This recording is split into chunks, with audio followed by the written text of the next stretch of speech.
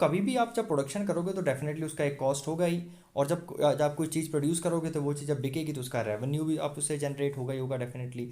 ठीक है, तो बेसिकली आज हम वही डिस्कस करने वाले हैं। We are going to basically study about the cost and revenue analysis here.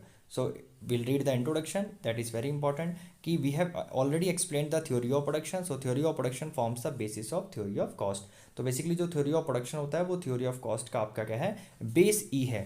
ठीक है, ओके, चलिए अब स्टार्ट करते हैं अपने जो बेसिक कंसेप्ट्स हैं। ठीक है, थ्योरी ऑफ कॉस्ट को पढ़ने से पहले आपको पूरे अच्छे से पहले उसके बेसिक कंसेप्ट्स पढ़ने पड़ेंगे। तो सबसे पहले जो कंसेप्ट आता है that is money cost, accounting cost और एक्सप्लिसिट कॉस्ट। ठीक है, आपको पता है कि ये तीनों एक ही हैं। ठीक है, don't get confuse, money cost, accounting cost, explicit cost एक ही है। ठीक है, नाम अलग अलग है लेकिन है एक ही चीज़।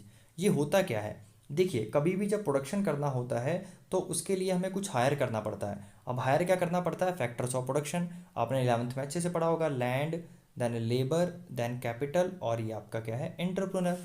ठीक है, तो ये चार चीज़ें आपको हायर करनी पड़ती है। अब लैंड को क्या मिलता है, रेंट मिलता है, लेबर को मिलती है वेजेस, कैपिटल को मिलता है इंटरेस्ट, और एंटरप्रेन्योर को मिलता है आपका प्रॉफिट। तो इन चारों चीज़ों का जो खर्चा होता है, अगर इन चारों चीज़ों को आप मिला दोगे तो वो हमारा क्या हो जाएगा, सिंपली मनी कॉस्ट। ठीक है, इसकी और मैं आपको एग्जांपल से समझा देता हूँ। जैसे मैंने ऑलरेडी बता दिया, लेबर का एक्सपेंस, मशीनरी, रॉ मटेरियल्स, ठीक है, जो रेंट हो गया, वो सब चीज़ें इसमें क्या आ जाती है, money cost, accounting cost, explicit cost होता है। इसका और टेक्निकल डेफिनेशन आप यहाँ से लिख सकते हैं। ठीक है, ये बहुत बहुत इंपॉर्टेंट है, अगर आपको पता भी है लेकिन फिर भी आप जो डेफिनेशंस हैं वो काफ़ी टेक्निकल रखिएगा। नेक्स्ट है that is the economic cost. ठीक है, इकोनॉमिक कॉस्ट जो होता है थोड़ा वाइडर सेंस में होता है। ठीक है, इसमें मनी कॉस्ट भी इंक्लूड होता है जो हमने ऑलरेडी पढ़ लिया। We have it is also includes the implicit cost.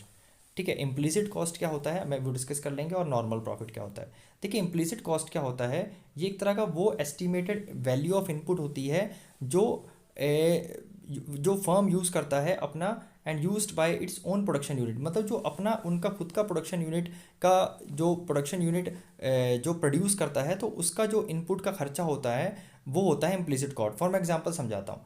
For example जो एंटरप्रेन्योर है मे यूज़ इज ओन लैंड। ठीक है, अब मान लो हो सकता है कि अब उसे अगर ज़मीन चाहिए तो क्या पता वो रेंट पे ना ले, क्योंकि उसकी खुद की ज़मीन है और वो अपना पैसा कैपिटल भी यूज़ कर सकता है ना। तो उन उन उन उन चीज़ों का जो खर्चा होता है बेसिकली जब उसे आप कैलकुलेट करते हो तो वो क्या होता है, आपका इम्प्लिसिट कॉस्ट होता है।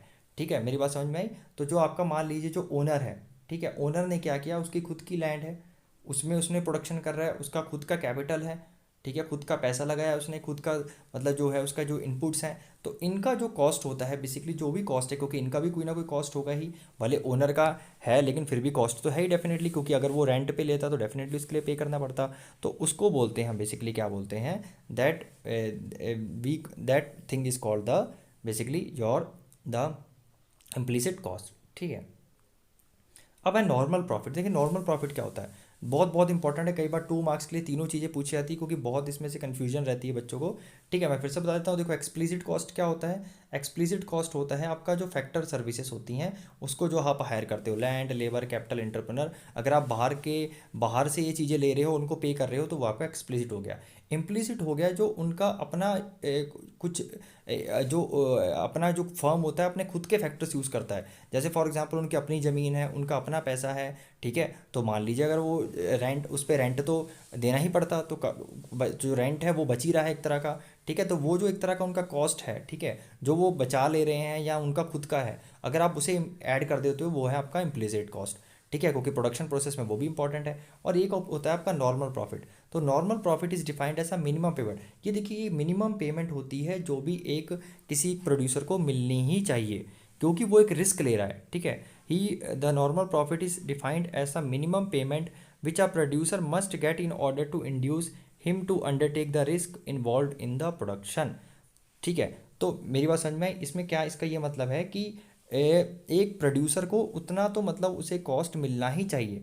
मान लीजिए कि उसने एक पेन बनाया 4 रुपये का, ठीक है, तो 1 रुपया तो उसे क्या मिलना ही चाहिए, मतलब 1 रुपया तो उसका एक तरह का जो एक रिस्क है जो इतना लिया उसने प्रोडक्शन प्रोड्यूस करने में पेन्स को। ठीक है, तो 1 रुपया जो हमने अलग से ऐड कर दिया, तो मान लो जो ₹5 हो गया, तो ये अब इसका कॉस्ट ऑफ प्रोडक्शन माना जाएगा ₹5, 4 नहीं माना जाएगा। क्यों? क्योंकि 1 रुपया उसको रिवॉर्ड में दिया गया।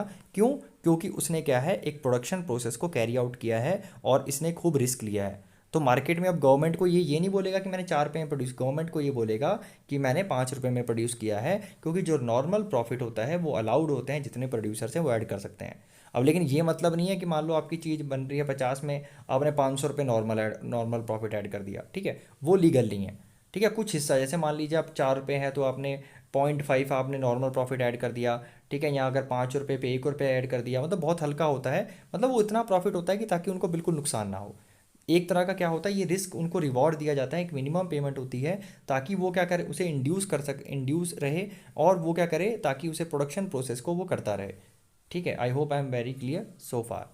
चलिए, ठीक है, ओके। अब इकोनॉमिक कॉस्ट क्या होता है? वेरी सिंपल, इकोनॉमिक कॉस्ट होता है जब आप ऐड कर देते हो एक्सप्लिसिट को, इम्प्लिसिट को और नॉर्मल प्रॉफिट। तो बेसिकली इकोनॉमिक कॉस्ट क्या है आपका? Very very important, explicit plus implicit plus आपका क्या है, one more, that is the आपका explicit, implicit and your normal profit, that's it. ठीक है, explicit plus implicit plus normal profit. तो ऐसे याद रख सकते हैं, EIN। ठीक है, एक्सप्लिसिट, इम्प्लिसिट और नॉर्मल प्रॉफिट, तो EIN। ओके, अब आपको याद रहेगा, PIN से याद रखिएगा, P की जगह EIN कर दीजिएगा, पिन और इन। ठीक है, तो EIN। ओके, नेक्स्ट है आपका एक और कॉस्ट होता है, अपॉर्चुनिटी कॉस्ट। देखिए, अपॉर्चुनिटी कॉस्ट क्या होता है, बहुत बच्चे इसमें कंफ्यूज रहते हैं, मैं आपको एक्सप्लेन कर देता हूँ क्या होता है। ठीक है, सबसे पहले आपकी इसकी डेफिनेशन आपको बहुत अच्छे से पढ़नी है कि the opportunity cost of the producing any good is a next best alternative that is given up to produce a good. तो बेसिकली होता क्या है, देखिए मान लीजिए कि आपके पास दो चॉइस है। ठीक है, या तो आपको क्या करना है, मूवी देखने जाना है, या तो आपको क्या है, डिनर करने जाना है। तो मान लीजिए आप डिनर करने जा रहे हो, तो आपका डिनर करने का जो अपॉर्चुनिटी कॉस्ट क्या है, मूवी, क्योंकि आपको एक चीज़ छोड़नी ही पड़ेगी। डेफिनेटली दोनों तो प्रोड्यूस कर नहीं सकते, क्योंकि रिसोर्सेज इकोनॉमी में लिमिटेड है। तो वही चीज़ प्रोडक्शन के साथ होती है। तो जो चीज़ आप छोड़ रहे हो, इसके आपको लगा कि डिनर बेस्ट है, ठीक है, तो ये आप इस बेस्ट ऑल्टरनेटिव के लिए आपने क्या, मूवी को छोड़ा, तो मूवी आपका क्या हो जाएगा, अपॉर्चुनिटी कॉस्ट हो जाएगा। क्लियर हुई मेरी बात? ठीक है, तो बेसिकली क्या है, the opportunity cost is a producing of any good is a next best alternative good that is given up to produce this good. तो बेसिकली जो नेक्स्ट बेस्ट अल्टरनेटिव होता है, जो हमारा डिनर था उसको जो प्रोड्यूस करने में आपका जो खर्चा आया, ठीक है, तो उसमें बेसिकली जो आपका मूवी है, मूवी को आपको गिव अप करना पड़ा, तो मूवी आपका क्या हो जाएगा, that will be your basically opportunity cost. So I hope I am very very clear. तो ये पूरा आप पढ़ सकते हैं। ठीक है, एक ही चीज़ इन्होंने बार बार रिपीट करी हुई है, मैंने आपको ईजी टर्म्स में एक्सप्लेन कर दिया है। ठीक है, अब ये देखिए क्या क्या होता है। अब इसके कुछ एप्लीकेशंस पूछे जा सकते हैं आपसे कि give the applications of opportunity cost. सबसे पहले ये प्रोडक्शन डिसीजन लेने में हेल्प करता है। This concept of opportunity cost is fundamental to the basic economic problems. It emphasises on the problem of choice. तो बेसिकली ये प्रॉब्लम क्या दिखाता है, प्रॉब्लम ऑफ चॉइस को शो करता है। प्रॉब्लम ऑफ चॉइस क्या करना पड़ता है कि हमें रिसोर्सेज में या हमें प्रोडक्ट्स में क्या करनी पड़ती है, चॉइस करनी पड़ती है। आप सब कुछ नहीं प्रोड्यूस कर सकते, आप यहाँ तो ये प्रोड्यूस करेंगे या तो ये। तो बेसिकली जो अपॉर्चुनिटी कॉस्ट हमें क्या शो करता है, प्रॉब्लम ऑफ चॉइस। और प्रॉब्लम ऑफ चॉइस क्या होती है, हमारी इकोनॉमिक प्रॉब्लम होती है। और इकोनॉमिक प्रॉब्लम हमारी बेसिक इकोनॉमिक प्रॉब्लम से जो बेसिक इकोनॉमिक प्रॉब्लम को सॉल्व करने के लिए बेसिकली इकोनॉमिक्स पढ़ी जाती है। तो ये हमें क्या हेल्प करता है, मेकिंग प्रोडक्शन डिसीजंस, कि क्या हमें प्रोड्यूस करना चाहिए। तो आप क्या कर दोगे, हर समय कोई भी चीज़ छोड़ोगे तो उसका जो नेक्स्ट बेस्ट लोगे, है ना, next best alternative you will try to take. Okay, next है that is determining national priorities, कि आप क्या करोगे, आप अपने जो opportunity cost also emphasis that fact discussion on national problems. हम नेशनल प्रॉब्लम्स पे डिस्कस करेंगे कि हम जो अपना फाइनेंस है, अपनी जो बजटरी है, अपना जो फंड्स हैं, वो कहाँ यूटिलाइज करें बेसिकली। ठीक है, तो वो सारे डिसीजंस जो गवर्नमेंट के होंगे regarding this, okay, that will be also taken, okay, in accordance with the basically in accordance with the opportunity cost. की अपॉर्चुनिटी कॉस्ट हमें हेल्प करेगा कि गवर्नमेंट अपने डिसीजंस कैसे ले, कि कैसे बजट सेट करे, कैसे वो सब चीज़ें सेट करे। तो उसको यहाँ से यहाँ तक लिख सकते हैं, दैट्स मोर देन इनफ। ठीक है, जैसे फॉर एग्जांपल मैं बता दूंगा, जैसे मान लो गवर्नमेंट को डिसाइड करना है कि इस समय या तो फिर वो क्या है, बटर बनाए, ठीक है, प्रोड्यूस करे, या तो फिर क्या करे, गन प्रोड्यूस करे। अब मान लीजिए वॉर टाइम कंडीशन है, तो डेफिनेटली वो गन प्रोड्यूस करेंगे। और अगर नॉर्मल कंडीशन है तो they will go for the butter. या हो सकता है सॉरी, या हो सकता है कि वो दोनों ही चीज़ थोड़ी थोड़ी क्या करें, प्रोड्यूस कर लें। ठीक है, उसके बाद हमें अपने कंज्यूमर बिहेवियर को भी पढ़ने पे, कंज्यूमर बिहेवियर को भी स्टडी करने में क्या मिलती है, हेल्प मिलती है इससे, ठीक है। It also helps to study the consumer behaviour, okay, कि कैसे बेसिकली कंज्यूमर क्या क्या चीज़ें खरीदता है अपनी सेटिस्फाई करने के लिए, कौन सी बेस्ट अल्टरनेटिव लेना चाहेगा और कैसे अपनी लिमिटेड इनकम अपनी यूज़ करेगा। तो बेसिकली हमें अपॉर्चुनिटी कॉस्ट से कंज्यूमर के बिहेवियर का भी पता लगता है, ओके। ठीक है, तो आप बाकी चीज़ें 3 पॉइंट्स आर इनफ, बाकी 2 पॉइंट्स आप देख सकते हैं। ये भी बहुत इजी है कि मतलब रिलेटिव प्राइस कैसे, मार्केट किसका प्राइस कैसे सेट हो, है ना। तो अगर अपॉर्चुनिटी कॉस्ट क्या है उसका, तो अगर मान लीजिए कि अगर वो प्राइस, अगर वो नेक्स्ट बेस्ट पे जाएगा तो बेस्ट वाले का प्राइस थोड़ा हाई रख सकते हैं क्योंकि उसे वो बेस्ट लग रहा है, ठीक है। तो प्राइसेस कंपेयर किए जा सकते हैं, कंपेयर प्राइस, तो आपको उसे यहाँ तक लिख सकते हैं कि आपके जो price, relative prices help compare करने के लिए, ठीक है, कॉमोडिटीज़ के, ये हेल्प करता है, ओके। नेक्स्ट है आपका that is determining the factor remuneration, की कितनी सैलरी मिलनी चाहिए, कितनी नहीं मिलनी चाहिए, ठीक है। तो ये सब चीज़ें हैं आपकी अपॉर्चुनिटी कॉस्ट हेल्प करता है। फॉर एग्जांपल देख लीजिए कि opportunity cost plays an important role in determining the factor prices. Factor prices आपको पता है, लैंड, लेबर, कैपिटल, जो फैक्टर्स ऑफ प्रोडक्शन का जो प्राइस होता है, जैसे लैंड को क्या मिलता है, लेबर, कैपिटल को, तो वो चीज़ें भी हेल्प, आप अपॉर्चुनिटी कॉस्ट हेल्प करता है, ठीक है, ओके। फॉर एग्जांपल यहाँ पे दे रखा है कि if a worker is working in a textile mill as a peon, तो मान लीजिए कोई वर्कर है वो टेक्सटाइल मिल में पियोन है और उसको 10,000 रुपये मिलते हैं, and that becomes his opportunity cost. Now if a employer in the steel wants employ him as a peon in this mill, so he must pay him at least. तो अगर अगर कोई दूसरा एम्प्लॉयर क्या करता है, उसे खरीद, मतलब उसे अपना हायर करने की कोशिश करेगा, तो उसे एटलीस्ट 10,000 तो उसे देने ही पड़ेंगे क्योंकि 10,000 ऑलरेडी मिल रहे हैं। तो अपॉर्चुनिटी कॉस्ट, तो यहाँ का ये जो बंदा है वो इसका अपॉर्चुनिटी कॉस्ट देखेगा कि इसे पिछली बार कितने पैसे मिल रहे थे, ठीक है। उस हिसाब से क्या करेगा, वो इसकी नई जो है इनकम को वो सेट कर देगा, ठीक है, ओके। ठीक है, नेक्स्ट आपका है रियल कॉस्ट। देखिए बहुत सारे कॉस्ट हैं इसलिए डोंट गेट कंफ्यूज, बट आपको पढ़ना है क्योंकि कोई भी आ सकता है। रियल कॉस्ट क्या होता है, जो एफर्ट्स और sacrifices made by the owners of, जो ओनर अपना सेक्रीफाइस करता है, ठीक है। जो ओनर जो होता है, जो मालिक होता है, वो भी कई सेक्रीफाइस करता है, उसके भी कुछ फिजिकल एफर्ट्स होते हैं, मेंटल एफर्ट्स होते हैं, उसको बोलते हैं हम रियल कॉस्ट, ठीक है। वो भी बहुत इंपॉर्टेंट है, ठीक है, क्योंकि labour has to put physical and mental efforts in doing the work. So basically, the owners of the capital and land have to make the sacrifices using these resources themselves or in the terms of sacrifices involved in saving and capital accumulation। तो basically वो जितना भी pen लेता है, sacrifice लेता है, discomfort होता है उसका, तो अगर उसे हम एक कॉस्ट के रूप में लेते हैं तो वो हमारा क्या होता है, रियल कॉस्ट होता है। लेकिन इसे ये एक बहुत सब्जेक्टिव होता है, इसे कैलकुलेट करना बहुत मुश्किल होता है। आप कैसे कह सकते हो कि वो इतना पेन ले रहा है तो उसको इतना पेन तो सभी लेते हैं, ठीक है, but that is a real cost, okay. Next है that is a private cost. तो आज हम जितने भी तरह के सारे कॉस्ट कवर कर लेंगे, ठीक है। प्राइवेट कॉस्ट क्या होता है, private cost refers to the cost of production incurred by a individual firm in producing commodity. तो प्राइवेट कॉस्ट क्या है, बेसिकली एक जो कॉस्ट ऑफ प्रोडक्शन है जो इनकर्ड बाय इंडिविजुअल, जो एक इंडिविजुअल फर्म क्या करता है, एक कमोडिटी को प्रोड्यूस करने के लिए बेसिकली क्या करता है, जो एक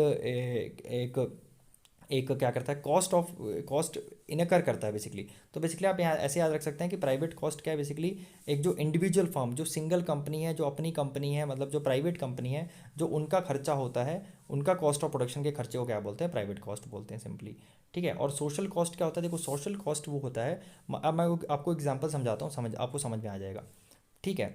देखो सोशल कॉस्ट क्या होता है, सोशल कॉस्ट होता है, मान लो कि आपके पास में कोई घर के पास एक कंपनी है, और वो कंपनी में ना तो आप काम करते हो ना तो आप कुछ खरीदते हो, ठीक है, मतलब आपका कोई मतलब नहीं है। लेकिन उस कंपनी से क्या है, धुआं बहुत आ रहा है, एमिशन बहुत आ रहा है, उसकी वजह से आपका घर पास में ही है उसकी कंपनी के, ठीक है।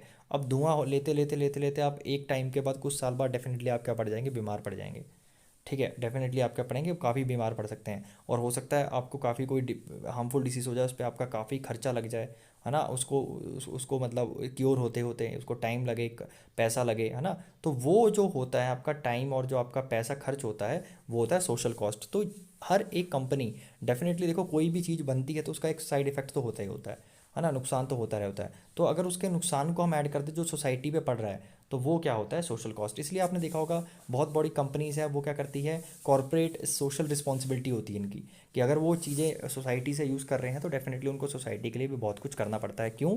क्योंकि वो सोसाइटी पे एक सोशल कॉस्ट होता है, and they have to bear that, ठीक है, people have to bear that, so social cost क्या होता है, बेसिकली प्राइवेट कॉस्ट, और एक्सटर्नल कॉस्ट में आपको मैंने बता ही दिया कि वही जो आप पे बेसिकली जो आपको सफ़र करना पड़ता है, ठीक है। तो बेसिकली सोशल कॉस्ट आपका क्या होता है, private cost plus external cost दोनों ही होता है। क्लियर, ठीक है। तो अब आपको समझ में आ गया होगा चीज़ें। उसके बाद आप क्या क्या नेक्स्ट है, that is the behaviour of the cost in the short run. तो मैं आपको आज ये अगले वीडियो से आपको एक्सप्लेन करने की कोशिश करूँगा, ठीक है। ओके, ये तो आज क्या करिए, जितने भी कॉस्ट हैं आप इनके नोट्स बना लीजिए, इनको अच्छे से पढ़ लीजिए। इसके बाद हम क्या पढ़ेंगे, शॉर्ट रन, ठीक है। मेन हमारे यहाँ से शुरू होता है, ठीक है। हमारा जो शॉर्ट रन आपका जो कॉस्ट है ये भी आपका एक शॉर्ट रन होता है, लॉन्ग रन। तो बेसिकली शॉर्ट रन ज़्यादा इंपॉर्टेंट है, तो हम शॉर्ट रन पे ज़्यादा फोकस करेंगे। ये हमारा टॉपिक नेक्स्ट रहेगा, नेक्स्ट वीडियो का। तो होपफुली आपको समझ में आया होगा, and please to like comments. Thank you so much. Welcome back to my channel economic sites, और आज हम पढ़ेंगे चैप्टर नंबर 8, ठीक है। जो चैप्टर नंबर 8 की जो फर्स्ट पार्ट है मैंने ऑलरेडी कंप्लीट कर दी है, तो आज हम पार्ट 2 कंप्लीट करेंगे, ठीक है। इससे पहले का जो पार्ट मतलब इससे पहले का जो पोर्शन है मैंने ऑलरेडी कंप्लीट करा दिया है, तो जिसका लिंक मैं अपने डिस्क्रिप्शन बॉक्स में दे दूंगा, आप जाके वहाँ पे देख सकते हैं। तो ये आपका behaviour of the cost in short run, ठीक है। देखिए आपको मैंने ऑलरेडी बताया था कि जो कॉस्ट कर्व है, ठीक है, मतलब जो कॉस्ट हमारा हमारा जो बेसिकली एक तरह की थ्योरी है, ठीक है। क्योंकि कोई भी चीज़ प्रोडक्शन करने के लिए आपको कुछ ना कुछ कॉस्ट लगता ही है, ठीक है। तो अब तो जो कॉस्ट जो लगता है वो दो टाइप्स में डिवाइड किया जाता है। एक होता है शॉर्ट रन, ठीक है, या आप शॉर्ट रन में प्रोडक्शन कर रहे हो या आप लॉन्ग रन में कर रहे हो। तो हमारे सिलेबस के लिए शॉर्ट रन इंपॉर्टेंट है। तो यहाँ पे देखा होगा आपने कि behaviour of the cost in the short run. तो शॉर्ट रन में जो आपका टॉपिक्स हैं वही आपके इंपॉर्टेंट है कॉस्ट के, ठीक है। तो कॉस्ट के आपके जो टॉपिक्स इंपॉर्टेंट है that is only important under the short run. Clear, चलिए। So theory of cost is primarily concern with the behaviour of cost in relation to the change in output. तो basically theory of cost होता क्या है, it is primarily concern with the theory of behaviour of cost, कि जो cost का behaviour है वो कैसा है in response to the output, ठीक है। कि जो हमारा प्रोडक्शन हो रहा है, जो आउटपुट हो रहा है, उसके रिस्पॉन्स में हमारा क्या कॉस्ट लग रहा है। बेसिकली उस पूरी थ्योरी को क्या बोलते हैं हम, कॉस्ट एनालिसिस बोलते हैं या कॉस्ट थ्योरी बोलते हैं। अब ये दो तरीक़ों से हो सकता है, या आप शॉर्ट रन में प्रोडक्शन कर रहे हैं, मैंने आपको पिछली वीडियो में बहुत अच्छे से बता दिया था कि शॉर्ट रन और लॉन्ग रन में क्या डिफरेंस है, ठीक है। या तो आप शॉर्ट रन में इसे प्रोड्यूस कर रहे हैं या तो आप लॉन्ग रन में प्रोड्यूस कर रहे हैं। तो शॉर्ट रन में क्या होता है, ठीक है, तो बेसिकली आपका कह सकते हो जो कॉस्ट फंक्शन है आपके, ठीक है, या प्रोडक्शन फंक्शन है, ओके। ये आपका है दो तरह का होता है, एक होता है शॉर्ट रन कॉस्ट फंक्शन, जैसे प्रोडक्शन फंक्शन भी दो तरह के होते हैं, long run production function, short run production function. ऐसे ही कॉस्ट भी क्या होगा, क्योंकि सिंस कॉस्ट आपका रिलेटेड है आपके प्रोडक्शन से ही, तो कॉस्ट भी क्या होगा आपका, शॉर्ट रन होगा और आपका क्या हो, लॉन्ग रन होगा। यहाँ पे ध्यान देने वाली बात है कि आपका इंपॉर्टेंट सिर्फ शॉर्ट रन कॉस्ट ही है। बोर्ड में भी ज़्यादातर यही एग्ज़ाम में पूछा जाता है, ठीक है। तो चलिए स्टार्ट करते हैं हम शॉर्ट रन, ठीक है। अब शॉर्ट रन में जो चीज़ें सबसे ज़्यादा इंपॉर्टेंट होती हैं, सबसे पहले है that is a fixed cost, okay, that is fixed cost. तो ये जितने भी कॉस्ट हम देख रहे हैं ये किसके अंडर आते हैं, ये शॉर्ट रन के अंडर आते हैं। तो आपको ये बात ध्यान रखनी है कि ये किसके अंडर आते हैं, ये आते हैं आपके शॉर्ट रन के अंडर। तो शॉर्ट रन क्या होता है, the factors of production in the short run are classified into two categories. Fixed cost, तो जो शॉर्ट रन के अंडर जो कॉस्ट कर्व है या कॉस्ट आप कह सकते हो है, उसे उसके दो कैटेगरीज हैं या दो पार्ट्स आप कह सकते हो। एक तो है आपका फिक्स्ड कॉस्ट, दूसरा है आपका variable cost, okay. Fixed cost and आपका दूसरा क्या है, वेरिएबल कॉस्ट, ठीक है। मैं फिर से बता रहा हूँ आपको चीज़ें क्लियर करने के लिए कि हम देखिए हम क्या पढ़ते हैं, हम पढ़ रहे हैं कॉस्ट एनालिसिस पढ़ रहे हैं, कॉस्ट थ्योरी पढ़ रहे हैं। कॉस्ट थ्योरी दो तरह की होती हैं, एक होती है शॉर्ट रन, एक होती है आपकी लॉन्ग रन, ठीक है। और जो शॉर्ट रन आपकी दो तरह की होती हैं, एक होती है फिक्स्ड, ठीक है, एक होती है वेरिएबल, और यही आपकी इंपॉर्टेंट है। तो इसके इंपॉर्टेंट जितने भी थ्योरीज हैं वो सब हम पढ़ लेंगे शॉर्ट रन के अंडर। तो शॉर्ट रन के अंडर थ्योरी पढ़ने के लिए पहले आपको उसके कुछ चीज़ें पढ़नी पड़ेंगी। तो उसकी जो फर्स्ट इंपॉर्टेंट टॉपिक है अंडर द शॉर्ट रन, जो है आपका फिक्स्ड कॉस्ट। अब देखिए फिक्स्ड कॉस्ट क्या होता है, मान लीजिए आपको कोई भी चीज़ स्टार्ट करनी है, आपको कोई कंपनी स्टार्ट करनी है, आपको कोई बिल्डिंग स्टार्ट करनी है, आपको कुछ भी फैक्ट्री स्टार्ट करनी है। तो बेसिकली होता क्या है उसमें, क्या करना पड़ता है आपको कि उसके कुछ चीज़ें फिक्स रहती हैं। जैसे मान लीजिए स्कूल है, ठीक है, जो स्कूल की बिल्डिंग है वो फिक्स है, रोज़ चेंज नहीं होती। कल के दिन आप आए कि आपने कोई दूसरी बिल्डिंग देख रहे हो, फिर अगले दिन फिर कोई दूसरी बिल्डिंग देख रहे हो, है ना, ऐसे नहीं होता। ऐसे ही कोई कंपनी होता है, उसका कुछ ना कुछ सिस्टम जो होता है फिक्स होता है, जिसे आप चेंज नहीं कर सकते, उसे बोलते हैं फिक्स्ड फैक्टर। तो ये होता क्या है, बेसिकली आपकी जो कैपिटल हो गई, है ना। मान लीजिए आप घर ही, आपका जो घर ही है, घर थोड़ी आप रोज़ बदल देते, उठा के इधर रख दिया, उठा के उधर रख दिया, तो वो फिक्स्ड फैक्टर है। ठीक है, अब अंदर का जो सामान है, फर्नीचर वगैरह, वो इधर उधर आप रख सकते हैं। ठीक है, ये चेंज हो सकता है, ये अलग, हर किसी के लिए, हर डिपार्टमेंट के लिए फिक्स्ड फैक्टर अलग हो सकते हैं, कंपनी के अलग फिक्स्ड फैक्टर हो सकते हैं। तो बात करें कंपनी के लिए, तो उनकी जो कैपिटल है, उनकी जो फैक्ट्री बिल्डिंग है, उनका जो मैनेजमेंट है, वो आपके क्या है, फिक्स्ड फैक्टर होता है।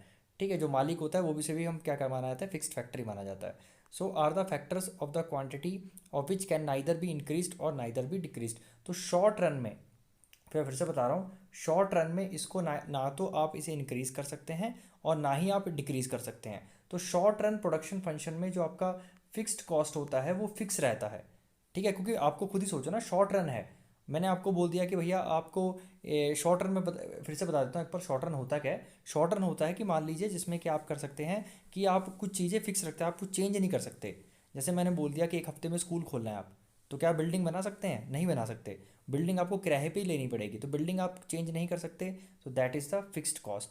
और जो उसमें चेंज कर सकते हैं, स्टाफ ला सकते हैं, बाकी चीज़ें चेंज कर सकते हैं, that is a variable factors basically.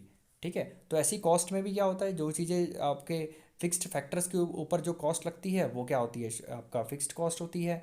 और जो वेरिएबल फैक्टर्स के ऊपर जो वेरिएबल फैक्टर्स होते हैं, जो फैक्टर्स आपके चेंज होते रहते हैं, जो ईजिली चेंज होते हैं एंड डिजाइड इन शॉर्ट रन। तो शॉर्ट रन प्रोडक्शन में सीधी सी बात है, जो चेंज नहीं कर सकते वो फिक्स्ड है, जो चेंज कर सकते हैं वो वेरिएबल है। तो इसका फिक्स्ड फैक्टर का जो कॉस्ट होगा वो फिक्स आपका फिक्स्ड कॉस्ट होगा, और जो वेरिएबल का कॉस्ट होगा वो आपका वेरिएबल कॉस्ट होगा। So I hope I am very very clear till here. चलिए, इसकी डेफिनेशन जरूर कर लीजिएगा, कई बार आ जाती है कि what is fixed cost, what is the आपका that is the variable cost. ठीक है, ओके।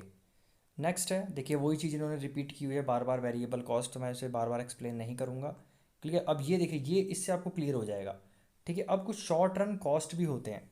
ठीक है, शॉर्ट रन कॉस्ट कौन से होते हैं? एक होता है टोटल कॉस्ट, एक होता है एवरेज कॉस्ट, एक होता है मार्जिनल कॉस्ट। ये बहुत बहुत इंपॉर्टेंट है। ठीक है, बेसिकली क्या है, शॉर्ट रन आपके जो कॉस्ट होते हैं वो कितने तरह के होते हैं? एक तो टोटल कॉस्ट होता है, एक आपका एवरेज कॉस्ट होता है, एक मार्जिनल कॉस्ट होता है। टोटल कॉस्ट के अंदर आपके दो चीज़ें आती हैं, टोटल फिक्स्ड कॉस्ट और टोटल वेरिएबल कॉस्ट। मैंने ऑलरेडी अभी बता दिया आपको कि फिक्स्ड कॉस्ट और वेरिएबल कॉस्ट क्या होता है। तो वो किसके अंडर आता है? आपका टोटल कॉस्ट। और टोटल कॉस्ट किसके अंडर आता है? शॉर्ट रन कॉस्ट में। ठीक है, और शॉर्ट रन किसके अंडर आता है? आपकी कॉस्ट की थ्योरी में। और एक लॉन्ग रन भी होता है, वो जो हम नहीं पढ़ने वाले। ठीक है, मतलब वो इतना इंपॉर्टेंट नहीं है, basically what I want to tell. तो ये जो आपका शॉर्ट रन है, ठीक है, तो सॉरी, टोटल कॉस्ट है और एवरेज कॉस्ट है और मार्जिनल कॉस्ट है। तो टोटल कॉस्ट के अंडर आता है टोटल फिक्स्ड कॉस्ट और total variable cost. Basically fixed cost और वेरिएबल कॉस्ट मैंने ऑलरेडी बता दिया, बस इसके आगे टोटल लग गया तो ज़्यादा कंफ्यूज ना होइएगा। और दूसरा है आपका एवरेज कॉस्ट। एवरेज कॉस्ट के अंडर आपका है that is average fixed cost और एवरेज वेरिएबल कॉस्ट। ठीक है, और थर्ड है आपका that is a marginal cost. चलिए, अब यही बेसिकली आपको पूरा पढ़ना है। यही, ये अगर आपने अच्छे से पढ़ लिया, इसके रिलेशंस पढ़ लिए, तो आपके सारे क्वेश्चंस बन जाएंगे। तो सबसे पहले पढ़ते हैं हम टोटल कॉस्ट। देखिए टोटल कॉस्ट होता है क्या है? Very simple, it refers to the total obligations incurred by a firm in producing any of the given quantity of output. मतलब जितना भी टोटल खर्चा आता है कुछ भी प्रोड्यूस करने का, ठीक है, कोई भी चीज़ प्रोड्यूस करने का, given quantity of output, that is called the total cost. ठीक है, अब ये दो तरह के होते हैं, एक होता है टोटल फिक्स्ड कॉस्ट और एक होता है आपका टोटल वेरिएबल कॉस्ट। ठीक है, टोटल फिक्स्ड कॉस्ट मैंने आपको ऑलरेडी बता दिया है, जो फिक्स्ड फैक्टर्स होते हैं जैसे आप चेंज नहीं कर सकते। जैसे मान लीजिए स्कूल है, स्कूल की बिल्डिंग हटा नहीं सकते, तो उस पर जो खर्चा हुआ है बिल्डिंग पे, उसे हम बोलेंगे हम टोटल फिक्स्ड कॉस्ट। और जो चीज़ आप चेंज कर सकते हो, ठीक है, जो मतलब चेंज कर सकते हो, मान लीजिए जो चीज़, मान लीजिए जो रोज़ रोज़ के स्कूल के खर्चे होंगे, सैलरीज होंगी, तो वो क्या है, वो डे टू डे चेंज होते रहेंगे। तो ठीक है, उस पर जो खर्चा होता है that is called the total variable cost. So I hope I am very very clear till hair. जैसे ट्रांसपोर्टेशन हो गया, ठीक है, ट्रांसपोर्टेशन होता रहता है। ओके, तो ये सब चीज़ें हैं आपके, बेसिकली क्या है, टोटल वेरिएबल कॉस्ट। एक दो एग्जांपल भी याद रख लीजिएगा, बहुत इंपॉर्टेंट है। ठीक है, तो बेसिकली अब देखो टोटल कॉस्ट क्या होता है। बेसिकली टोटल कॉस्ट मैंने बोला दो तरह के होता है, एक तो total fixed cost and other is total variable cost. तो इसमें आपस में तीनों में रिलेशन क्या है? तीनों में सिंपल, वेरी वेरी इंपॉर्टेंट आ जाता है क्वेश्चन कि explain the relationship of TC total cost, total fixed cost and total variable cost. Basically ये दोनों इसी की टाइप हैं, है ना। टोटल कॉस्ट बनता ही इन दोनों को से मिला के है। तो सिंपल सी बात है, इसका फॉर्मूला ध्यान रखिएगा, T C equal to T F C plus T V C. मतलब आपका जो टोटल कॉस्ट है वो आपका बनेगा फिक्स्ड कॉस्ट और वेरिएबल कॉस्ट को ऐड करके। क्लियर, ये आपको ध्यान रखना है। अगर तो आपका जैसे क्वेश्चन आता है, मान लीजिए relationship between the total cost, total fixed cost and total variable cost. तो घबराइएगा मत, वेरी सिंपल, सिंपल सी बात है, ये टोटल कॉस्ट के ही दोनों टाइप्स हैं और इन्हीं को ऐड करके क्या बन जाता है, आपका टोटल कॉस्ट बनता है। ठीक है, जैसे हम डायग्राम में भी देख सकते हैं कि मान लीजिए आपने कोई चीज़ प्रोड्यूस कर रहे हैं, पहले जीरो मतलब कुछ प्रोड्यूस नहीं किया, फिर 1 2 ऐसे लेके 6 यूनिट तक कुछ प्रोड्यूस किया आपने। तो अभी जो टोटल फिक्स्ड कॉस्ट आप देख रहे हैं, ठीक है, टोटल फिक्स्ड कॉस्ट जो आप देख रहे हैं, जीरो पे क्या हो रहा है, 120 हो रहा है। मतलब अब देखो मैंने क्या बोला था, जो फिक्स्ड कॉस्ट है वो सेम रहेगा, तो जितने भी चीज़ें प्रोड्यूस कर लो देखो 120 है। भले आप कुछ मत प्रोड्यूस करो, भले आपने कंपनी खोल दी है ना, उसमें कुछ प्रोड्यूस करने, लेकिन कंपनी का तो खर्चा लग ही गया है, तो वो हमने 120 मान लिया। अब इसमें भले आप पहला प्रोडक्शन करो, 6th यूनिट प्रोड्यूस करो, है ना, तो वो ये तो सेम ही रहेगा ना, है ना, बिल्डिंग का कॉस्ट तो एक ही सेम ही रहेगा। तो ये आपका देख रहा है, जीरो पे भी 120 आपको देना ही पड़ेगा, वन पे भी 120, जितने भी आप प्रोड्यूस करेंगे 120, जब तक आप बड़ा कोई फिक्स्ड कॉस्ट में चेंज नहीं लाते। ठीक है, वैसे शॉर्ट रन में आप नहीं ला सकते, अब ये ध्यान रखना ऑब्लिगेशन। अब बोलोगे सर शॉर्ट रन हमें अगर ऐसे हमें चेंज कर दिया तो फिर वो लॉन्ग रन में चला जाएगा।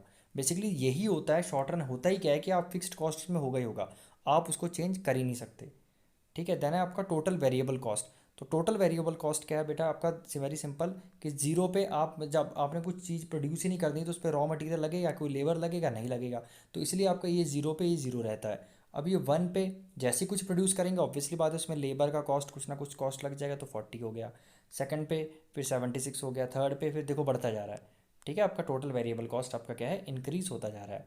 तो इसको बेसिकली ऐड कर देना आप, देखो सिंपल सा फॉर्मूला यही अप्लाई करना है इधर, T C equal to T F C plus T V C. तो इन दोनों को ऐड करो, 120 plus zero 120, 120 plus 40 160, then 120 plus 196। ठीक है, तो ये सारे आप जब इनको ऐड कर दोगे सबको, तो बेसिकली आपका क्या आ जाएगा, टोटल कॉस्ट आ जाएगा।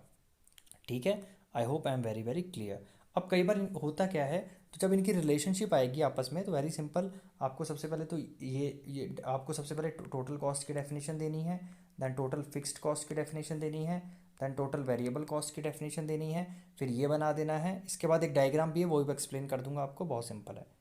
ठीक है, तो आपको ये समझ में आ गया होगा। ठीक है, अब ये है, देखिए ये इसका डायग्राम है, ये आपको ध्यान रखना है, और ये डायग्राम आपका शॉर्ट रन में है। ठीक है, लॉन्ग रन के डायग्राम्स अलग होते हैं, वो आपको ज़्यादा टेंशन नहीं लेने की जरूरत है, आपको शॉर्ट रन के ही ध्यान में रखने हैं। तो सिंपल सी बात है, ये आपका कॉस्ट हर समय वाई एक्सिस में रहेगा और आउटपुट हर समय एक्स एक्सिस में रहेगा।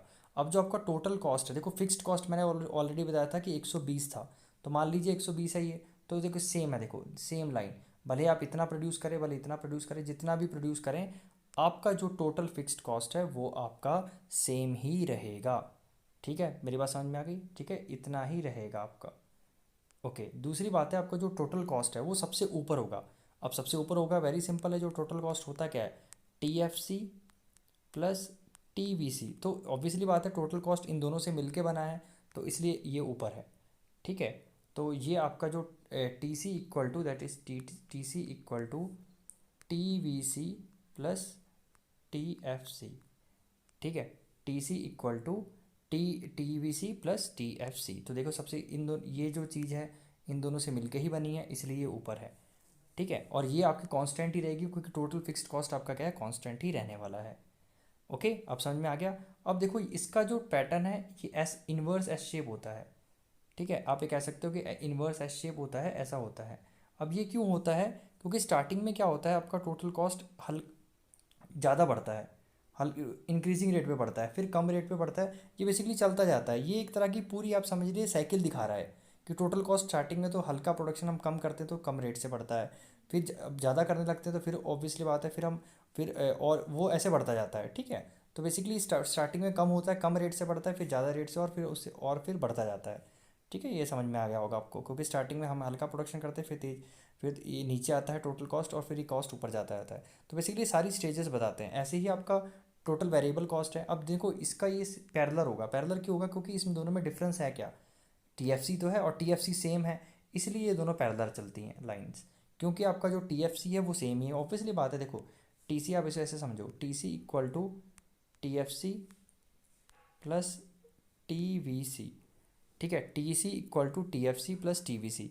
तो अगर हम इसे मान लीजिए, अगर हम इसे 10 मान लेते हैं, ठीक है, तो ये हमारा कितना है 50। ओके, तो ये हमारा कितना हो जाएगा +40। तो जितने भी आप करते जाओगे 10, तो आपका बेसिकली 10 का ही डिफरेंस रहेगा इसमें सब में। तो जब 10 का ही डिफरेंस रहेगा, जब में सब में डिफरेंस सेम है, तो आपका क्या आएगा, बेसिकली क्या आएगा आपका, ये डिफरेंस आपका कॉमन आएगा। ठीक है, चलिए, तो आज के लिए हम इतना ही इसी वीडियो कंक्लूड करेंगे। तो आज हमने यहाँ क्या पढ़ लिया, हमने शॉर्ट रन में हमने कॉस्ट पढ़ लिया, फिक्स्ड कॉस्ट पढ़ लिया, वेरिएबल कॉस्ट पढ़ लिया, फिर बेसिकली शॉर्ट रन के जो मेन है आपका टोटल कॉस्ट को आज हमने पूरा कंसेप्ट क्लियर कर लिया। तो आई होप आपको वीडियो समझ में आई होगी, ठीक है, आपको क्लियर हुआ होगा। सो एक क्वेश्चन प्रिपेयर जरूर कर लीजिएगा, relationship between the TC, TVC and TFC, जैसे ये है। ठीक है, चलिए, okay sir. Average cost curves, देखिए हम इससे पहले हमने जो क्या पढ़ा था, हमने 3 कर्व बहुत इंपॉर्टेंट पढ़े थे, that what is total cost, total variable cost and total fixed cost. ठीक है, अब इसको आप सिंपली आप देखिए, अगर इसे टीसी को आप क्यू से डिवाइड कर देंगे, आप सबको क्यू से डिवाइड कर दीजिए, इसको भी क्यू से डिवाइड कर देंगे, इसको भी क्यू से डिवाइड कर देंगे, इसको भी क्यू से डिवाइड कर देंगे। अब जब हमने टीसी को, टोटल कॉस्ट को अगर हम क्यू से डिवाइड करते हैं तो हमारा क्या आ जाता है, सिंपल टीसी आ जाएगा एसी, एवरेज कॉस्ट। ऐसे ही फिर हम जो टीवीसी है हमारा, टोटल वेरिएबल कॉस्ट है, अगर उसे हम टीवीसी डिवाइडेड बाय क्यू कर देते हैं तो वो हमारा आ जाएगा एबीसी। ठीक है, और ऐसा ही हमारा क्या है, टीएफसी है, तो जैसे ही टीएफसी को हम क्यू से डिवाइड करेंगे तो हमारा आ जाएगा एएफसी, एवरेज फिक्स्ड कॉस्ट। ठीक है, तो अब आपको चीज़ें समझ में आ गई होंगी, तो आप कभी भी कंफ्यूज मत होइएगा। देखिए मोस्टली क्वेश्चन एग्जाम में आता क्या है, ये क्वेश्चन आएगा, मतलब रिलेशनशिप अगर टोटल हो गए तो टोटल तीनों टोटल ही आएंगे। मतलब अगर जैसे मान लीजिए क्वेश्चन आता है, explain the relationship of TC, TVC and TFC, तो आपने देखा होगा यहाँ पे टी टी टी। ऐसे ही आपका ये जो क्वेश्चन बनेगा एवरेज कॉस्ट कर्व्स का, तो एवरेज कॉस्ट कौन से हुए, मैंने ऑलरेडी बता दिया, average cost, average variable cost और एवरेज फिक्स्ड कॉस्ट। तो आपका ये यहाँ से क्वेश्चन निकल के आ सकता है कि what is the relationship of average cost. तो जब भी आपका ये क्वेश्चन आएगा तो डेफिनेटली आपको तीनों को ग्राफ में ये शो करना है। ये 3 मार्क्स के लिए भी आ सकता है, मैक्सिमम 3 मार्क्स के लिए क्वेश्चन पूछा जा सकता है। ठीक है, तो आपके मोस्टली क्वेश्चन ऐसा आता है जो एवरेज कॉस्ट है वो एक साथ पूछे आते हैं और टोटल कॉस्ट कर्व जो एक साथ पूछे आते हैं। तो यहाँ हम बात करने वाले हैं एवरेज कॉस्ट की। फिर से बता रहा हूँ, सिंपल टीसी, टीवीसी और टीएफसी तो आपने ऑलरेडी ऊपर पढ़ ही लिया है। इसको तीनों को आप क्यू से डिवाइड कर देंगे तो आपके क्या आ जाएंगे, एवरेज कॉस्ट आ जाएंगे, जो कि ये एसी बन जाएगा, ये आपका एबीसी बन जाएगा और ये बन जाएगा आपका एएफसी। चलिए अब इसको अब थोड़ा सा हम शेड्यूल से भी समझने की कोशिश करते हैं, आपको बहुत अच्छे समझ में आ जाएगा। ये हमारे आउटपुट्स हैं, ठीक है, हम आउटपुट बढ़ा रहे हैं, पहले हमने 0 प्रोड्यूस किया, फिर 1 2 3 एंड गोस ऑन 6 तक। अब यहाँ बात करें टीएफसी की, मैंने ऑलरेडी बताया था पिछली वीडियो में कि जो हमारा टोटल फिक्स्ड कॉस्ट है वो हमारा क्या होता है, हर समय हमारा सेम ही रहता है सारे यूनिट्स ऑफ आउटपुट पे। तो 21 21 21 20 हर चीज़ में सेम है। और दूसरा है हमारा टोटल वेरिएबल कॉस्ट। तो टोटल वेरिएबल कॉस्ट आपको पता है चेंज होता है, तभी तो नाम इसका वेरिएबल है। जैसे जैसे आप आउटपुट बढ़ाओगे आपका वेरिएबल कॉस्ट बढ़ता जाएगा। तो टोटल कॉस्ट है, होता क्या है, टोटल कॉस्ट इन दोनों को मिला के ही टोटल कॉस्ट बनता है। ठीक है, तो बेसिकली टोटल कॉस्ट का फॉर्मूला ही क्या होता है, टोटल कॉस्ट मतलब सारा कॉस्ट। तो 2 कॉस्ट होते हैं हमारे, एक तो टोटल फिक्स्ड कॉस्ट और टोटल वेरिएबल कॉस्ट। तो इन दोनों को बेसिकली ऐड करके हमारा क्या आ जाता है, टीसी आ जाता है। ठीक है, ये तीन को आपको तो ऑलरेडी मैंने इतना आपको समझा ही दिया था पिछली वीडियो में। अब सिंपली मैंने क्या बोला था, इसे क्यू से डिवाइड करेंगे, इसे क्यू से डिवाइड करेंगे, इसे क्यू से डिवाइड करेंगे। हम जितने भी इसके यूनिट्स हैं सबको हम क्या करेंगे, क्यू से डिवाइड कर देंगे। अब यहाँ पे बोलोगे सर क्यू क्या है, क्यू आपका है आउटपुट यूनिट्स। तो सबसे पहले देखो टीएफसी क्या होता है, मैंने बोला था क्यू से डिवाइड करेंगे तो क्या आ जाएगा आपका, एएफसी आ जाएगा। तो देखिए यहाँ पे आपका एएफसी कहीं ना कहीं दिया होगा, यहाँ पे दिया है। तो जैसे ही अब टीएफसी आप लो 120 को 0 से डिवाइड करेंगे तो कुछ नहीं आएगा, आपको पता है इनफाइनाइट होता है। फिर टीएफसी को 1 से डिवाइड करेंगे, आपको ध्यान रखना है कॉरस्पॉन्डिंग आउटपुट से डिवाइड करना है। टीएफसी इसका कॉरस्पॉन्डिंग क्या है, 0, इसका क्या है 1, इसका क्या है 2, इसका क्या है 3 4 5 6। तो देखिए टीएफसी को हमने क्या किया, कॉरस्पॉन्डिंग क्यू से डिवाइड किया, जो कि आउटपुट है आपका वो क्या आता जाएगा, आपका एएफसी आ जाएगा। तो पहले में डैश आया, दूसरे में 1 से डिवाइड करेंगे 120, दूसरे में 60, तीसरे में डिवाइड करेंगे 40, फोर्थ में डिवाइड करेंगे 30, फिफ्थ में डिवाइड करेंगे 24, ऐसे आपका चलता जाएगा। ठीक है, समझ में आ गया। तो सिंपली इसे क्यू से हमने आउटपुट कॉरस्पॉन्डिंग आउटपुट से डिवाइड कर दिया, हमारा क्या आ गया, एएफसी आ गया। ऐसे ही आपका टीएफसी आ जाएगा। टीएफसी को आप क्या करेंगे, क्यू से डिवाइड कर देंगे, मतलब 0 को 0 से किया तो आपका पता है नॉट डिफाइन आएगा। ठीक है, फिर आप 40 को 1 से डिवाइड करेंगे तो आपका 40 ही आएगा। फिर 76 को 2 से डिवाइड करेंगे 38 आएगा। फिर 102 को 3 से डिवाइड करेंगे 34 आएगा। ऐसे ही आपको सारे आपको डिवाइड करने हैं। देखिए इसमें बुक वालों ने बहुत स्मार्टली क्या किया है, ऐसे नंबर लिए हैं जो ईजिली इनसे डिवाइड हो जा रहे हैं। तो आप ये याद रख सकते हैं, नहीं तो एग्जाम में आपके पॉइंट में जाएंगे तो आपको बड़ी दिक्कत होगी अगर एग्जाम में ऐसे शो करेंगे, ठीक है। तो आप इस बेटर है कि आप ये रिमेंबर कर लीजिए, दैट्स वेरी बहुत अच्छा होगा आपके लिए। आपका है, आप क्या है ये ATC, अब सर बोलेंगे ATC क्या होता है, बेटा ATC बेसिकली आपका एवरेज कॉस्ट ही होता है, ठीक है। इसे AC भी बोलते हैं और एवरेज टोटल कॉस्ट ही बोलते हैं। जहाँ पे A लग गया, जहाँ पे A लग गया, ठीक है, एवरेज टोटल कॉस्ट या एवरेज कॉस्ट एक ही बात है, तो कंफ्यूज मत होइएगा। तो सिंपल सी बात है, हम इससे करेंगे TC को Q से डिवाइड करेंगे, मतलब 120 को 0 से डिवाइड किया, कुछ नहीं आया, नॉट डिफाइंड बोलेंगे। 160 को 1 से डिवाइड किया, 160 आया। 196 को 2 से डिवाइड किया, 98 आया, ठीक है। फिर 222 को 3 से डिवाइड किया, 74 आया। तो इन्होंने, मैं बोल रहा हूँ कि स्मार्टली इन्होंने नंबर ही ऐसे लिए हैं ताकि वो इजीली डिवाइड हो जा रहे हैं। अब देखिए एक चीज़ और है आपकी मार्जिनल कॉस्ट। अगर आप थोड़ा सा पीछे जाएंगे तो आपने पढ़ा होगा, आपने प्रोडक्शन में पढ़ा होगा, if I have taught the production में हमने ऑलरेडी पढ़ लिया MP। फिर हमने मार्जिनल यूटिलिटी भी पढ़ा था, आपने देखा होगा। तो कैसे निकलता है बेसिकली, इसका एक ऊपर आपका जो MC कर्व है, इसमें एक बड़ा स्पेशल चीज़ है। जो MC कर्व है आपका टोटल कॉस्ट से भी निकल सकता है और टोटल वेरिएबल कॉस्ट से भी निकल सकता है, और दोनों में सेम आएंगे। आप ध्यान रखिएगा, एग्जाम में कभी भी आपसे आपसे मार्जिनल कॉस्ट पूछा जाए, या तो आपको ये दिया हो तब भी आप निकाल सकते हैं, या तो ये दिया हो तब भी निकाल सकते हैं, आंसर सेम ही आएगा। मैं आपको अभी निकाल के दिखाता हूँ। देखिए MC का होता क्या है, मार्जिनल कॉस्ट मतलब एडिशनल कॉस्ट, कि मतलब जब आप एक और प्रोड्यूस करते हो, एक एक्स्ट्रा प्रोड्यूस करते हो, तो उससे होने वाला कितना कॉस्ट एक्स्ट्रा लगेगा आपका, ठीक है। तो वेरी सिंपल, टोटल कॉस्ट को पकड़ लेते हैं हम। तो सबसे पहले तो आपको पता है इससे ऊपर कोई है नहीं तो डैश आ जाएगा। अब देखो जब 0 से 1 में आए तो कितना आपने ऐड किया, 40 ऐड किया। जब आप 1 से 2 में आए तो कितना ऐड किया आपने, बेसिकली आपने 36 ऐड किया। तो आप कर क्या रहे हो, बेसिकली इससे प्रीवियस आपको माइनस, पहला वाला तो आपको 0 पे तो आपको ये चलेगा। आपको फिर दूसरे से लेना है 1 से, 1 वाले से आपको इससे माइनस करना है, कितना आया 40। फिर 196 को 160 से माइनस करेंगे 36। फिर 222 को 196 से माइनस करेंगे 26। फिर 252 को 222 से माइनस करेंगे 30। फिर 290 को 250 माइनस करेंगे, दैट इज़ 38। दैन 354 को 290 से माइनस करेंगे, दैट इज़ 64, ठीक है। अब देखिए मैं आपको बोल रहा था, मैंने बोला था कि एक तो मार्जिनल कॉस्ट आपका TC से भी निकल सकता है, एक TVC से भी निकलेगा। देखिए वेरी सिंपल, अब मैं TVC से निकाल के दिखाता हूँ आपको, ठीक है। अब आप ये भूल जाइए कि ये है कुछ, TC मान लीजिए आपको दिया ही नहीं हुआ, ठीक है, लेट सपोज TC दिया ही नहीं हुआ। अब हमें क्या चाहिए, मार्जिनल कॉस्ट है। तो वेरी सिंपल, पहला है 0 है तो आपका डैश ही आएगा।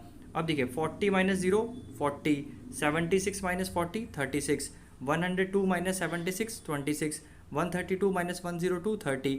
तो आप क्या करेंगे, TVC भी हो सकता है, TVC माइनस TVC n-1। तो एक तो ये फॉर्मूला होता है और एक आपका बेसिकली ये फॉर्मूला होता है। दोनों फॉर्मूले से आप क्या कर सकते हैं, मार्जिनल कॉस्ट निकाल सकते हैं। तो अगर आपका कोई न्यूमेरिकल आता है तो आई होप ये पूरा प्रैक्टिस करके आप इजीली सबसे निकाल सकते हैं। अगेन ये A है तो इसमें ऑब्वियसली बात है क्या है आपका, इसे Q से आपका डिवाइड करके आ रखा है। तो कई बार ऐसा भी आ जाता है कि मान लीजिए आपको TFC निकालना है, ठीक है, और आपको AFC दे रखा है, मान लीजिए 10 है, और Q दे रखा है मान लीजिए आपका 4 है। तो वेरी सिंपल देखो अब तो TFC देखो क्या होता है, TFC आपका होता है AFC डिवाइड बाय Q, ठीक है।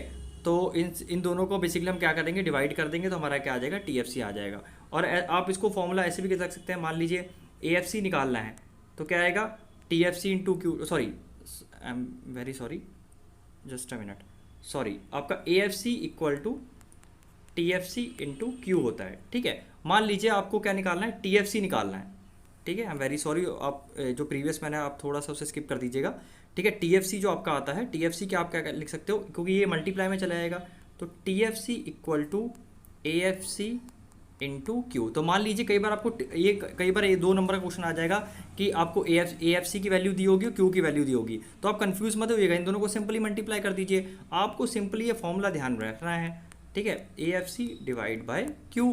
तो अगर ये निकालना है तो इन दोनों को डिवाइड कर देना, अगर ये निकालना है तो इन दोनों को डिवाइड कर देना। सिंपल मैथमेटिक्स है, यूनिटरी मेथड है, आपको पता ही है, ठीक है, 8th क्लास में आपने पढ़ा ही होगा। अब ये क्वेश्चन आपका आता है कि ये डायग्राम समझना, ठीक है, डायग्राम आपको दिखाना ही पड़ेगा एग्जाम में, ठीक है। मान लीजिए अगर आपको आता है, देखिए अगर MCQ बेस्ड क्वेश्चंस आ रहे हैं तो आपको कंसेप्ट्स भी क्लियर, तो मैं आपको कंसेप्ट्स भी क्लियर कर रहा हूँ, ठीक है, आपको बता रहा हूँ कि कैसे कैसे क्वेश्चंस बन सकते हैं। अब देखिए आपको इसके डायग्राम ध्यान में रखने हैं। जो एवरेज फिक्स्ड कॉस्ट है, ये भी नीचे को जाएगा। अब ये नीचे को क्यों गया है, ठीक है, नहीं, नीचे को इसलिए गया है, अब देखिए सिंपल सी बात है, हम ये फिक्स रख रहे हैं, है ना, 120 हमारा फिक्स है। अब आउटपुट बढ़ाते जाओगे, जब इसको डिवाइड करते जाओगे तो ये तो वैल्यू सेम रहेगी, ये बढ़ती जाएगी, तो ऑब्वियसली बात है इसकी वैल्यू कम होती जाएगी AFC की, है ना। जब इसको आप इससे डिवाइड कर रहे हैं, ये इंक्रीज होता जा रहा है, ठीक है, और ये आपका बेसिकली क्या हो रहा है, डिक्रीज हो रहा है। तो इसमें AFC की वैल्यू भी आपकी क्या हो जाएगी, डिक्रीज होती रहेगी, क्योंकि वैल्यू सेम है, आप बड़े बड़े से डिवाइड करते जा रहे हो, इसलिए आपका ये क्या है, सिंपली आपका क्या है, नीचे को शो हो रहा है, ठीक है। दूसरा हमारा है that is a average total cost या एवरेज कर्व, या एवरेज कर्व। अब देखिए एवरेज कर्व इन दोनों के ऊपर होगा, क्योंकि एवरेज कर्व क्या होता है, सिंपली एक बता दूं आपको, एवरेज कर्व क्या है, आपका average fixed cost plus average variable cost, ठीक है। जैसे कि आपका देखो टोटल कॉस्ट क्या होता है, total fixed cost plus total variable cost. तो अगर इसे Q से तीनों को डिवाइड कर देंगे बेसिकली सिंपली, तो आपका क्या आ जाएगा, वो ये AC बन जाएगा, ये FC बन जाएगा, तो ये ABC बन जाएगा। तो ऐसे ही आप जैसे TC इन दोनों से बड़ा होता था, TFC और TVC से, ऐसे ही आपका AC किस बड़ा होगा इन दोनों से, ठीक है। AC आपका जो एवरेज कॉस्ट है वो बड़ा होगा आपका एवरेज वेरिएबल कॉस्ट से और आपका एवरेज फिक्स्ड कॉस्ट से, ठीक है। I hope I am very very clear. तो यहाँ इनकी अब देखिए 2 मार्क्स में डेफिनेशन आ सकती है, तो डेफिनेशन आपको रटने की जरूरत नहीं है, आप सिंपली फॉर्मूला भी ध्यान सकते हैं कि average fixed cost is a ratio of total fixed cost over the corresponding आपका आउटपुट, ठीक है। ओके, ऐसे ही आपको अब आपको रटने की कोई ज़रूरत नहीं है। ऐसे ही मान लीजिए आपका आता है AFC का, तो AFC क्या होता है आपका TFC डिवाइड बाय Q, ठीक है। AFC equal to TFC divide by Q, तो आप सिंपली रख सकते हैं कि AFC क्या होता है, simply ratio of TFC over Q। अब ये क्वेश्चन बहुत बहुत इंपॉर्टेंट है कि why average curve is U shape, ठीक है। मैं आपको इसे आगे थोड़ा डीपली एक्सप्लेन करूंगा, तो वीडियो बहुत लंबी हो जाएगी। फिलहाल के लिए आप ध्यान रखिए, जो प्रोडक्शन का एक लॉ पढ़ा था हमने, लॉ ऑफ वेरिएबल प्रपोर्शन, जिसमें MP और AP वाला TP वाला रिलेशन होता था, ठीक है, याद आया कुछ, तो वही हमारा बेसिकली रीज़न होता है। लॉ ऑफ वेरिएबल प्रोपोर्शन की वजह से आपका जो एवरेज कॉस्ट है या एवरेज वेरिएबल कॉस्ट है, बेसिकली ये दोनों कॉस्ट जो हैं आपके, ये कॉस्ट कर्व हैं, ये यू शेप क्यों आते हैं, ये फॉर्मूला ये क्वेश्चन आ जाता है, तो आप बोलोगे it is due to the law of variable proportion. क्यों होता है, इसे थोड़ा डीपली पढ़ाना पड़ेगा मुझे, तो वीडियो आप लंबी हो जाएगी। फिलहाल के लिए आप इतना समझ लीजिए कि क्यों होता है यू शेप, क्यों होते हैं, क्योंकि लॉ ऑफ वेरिएबल प्रोपोर्शन की वजह से, ठीक है, बहुत बहुत इंपॉर्टेंट है।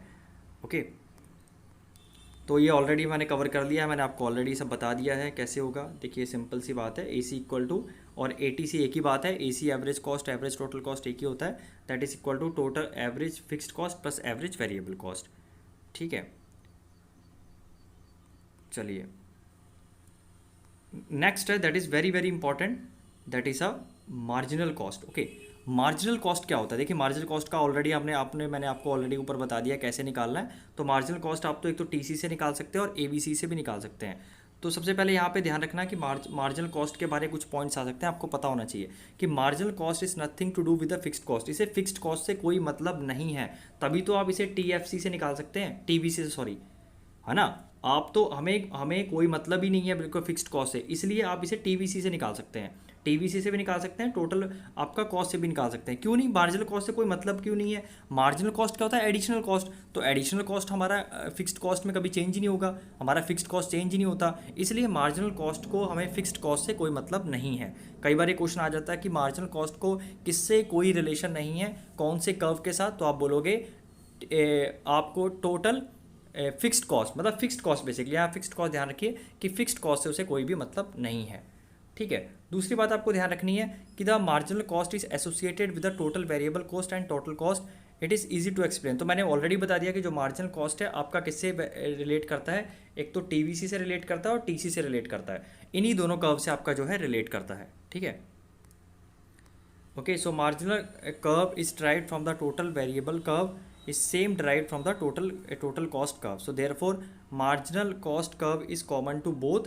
तो मैंने आपको बता दिया है कि ऊपर भी मैंने एक्सप्लेन कर दिया है, आपको फॉर्मूले से निकाल के दिखा दिया है। तो ध्यान रखना कि marginal cost is common to both average variable cost and average total cost curve, ठीक है।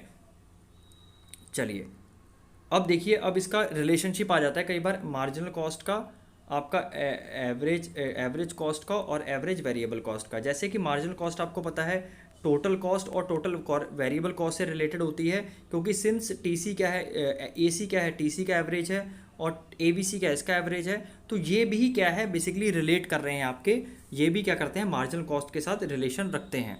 ठीक है, तो अब आपको क्या ध्यान रखना है, आपको ये कॉस्ट होता है, आपका आउटपुट नीचे शो होता है, जो मार्जिनल कॉस्ट है हर समय इन दोनों को बिल्कुल नीचे से ही काटेगा। ओके, ये ध्यान रखना, जहाँ पे ये बिल्कुल मिनिमम पॉइंट पे होंगे दोनों पॉइंट, वहाँ पे क्या करेगा मार्जिनल कॉस्ट इनको काट के ऊपर चला जाएगा।